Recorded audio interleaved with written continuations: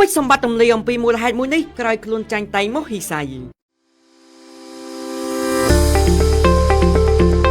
ព័ត៌មានរៀងរាល់ម៉ោងនាំមកជូនលោកអ្នកដោយ CSB Sport Official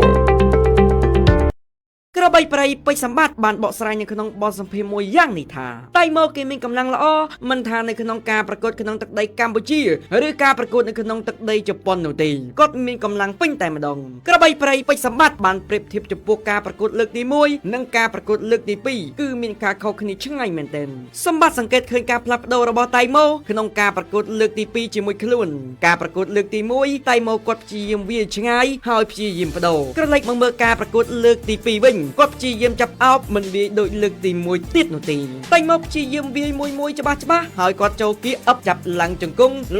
ង់ចាក់ពេញតែម្ដងពេជ្រសម្បត្តិបាននិយាយថាបើចំពោះកីឡាករដទៃខ្ញុំមិនដឹងនោះទេសម្រាប់ខ្ញុំវិញគឺមិនចេះសិក្សាពីដៃគូមុនការប្រកួតនោះទេទៅវិញជួងគោះមើងដឹងតែចូលប្រកួតដឹងតែចូលវាយឲ្យអស់ពីសមត្ថភាពពេជ្រសម្បត្តិកោតសរសើរតៃមកថាគឺជាកីឡាករពូកែសិក្សាពីដៃគូចាប់ក្បាច់ដៃគូសិក្សាអំពីក្បាច់ដៃគូហើយប្រើក្បាច់ទប់ទល់ជាមួយនឹងដៃគូរហូតទទួលបានជ័យជំនះទៅលើដៃគូរបស់គាត់បានសម្រេចម្យ៉ាងទៀតបាននិយាយអំពីកីឡាករគុនខ្មែរដែលគេល្អជង្គង់ហើយគឺជាកីឡាករដែលអាចទប់ទល់ជាមួយនឹងពេជ្រសម្បត្តិគឺស្ដេចតុកែធុនវណ្ណា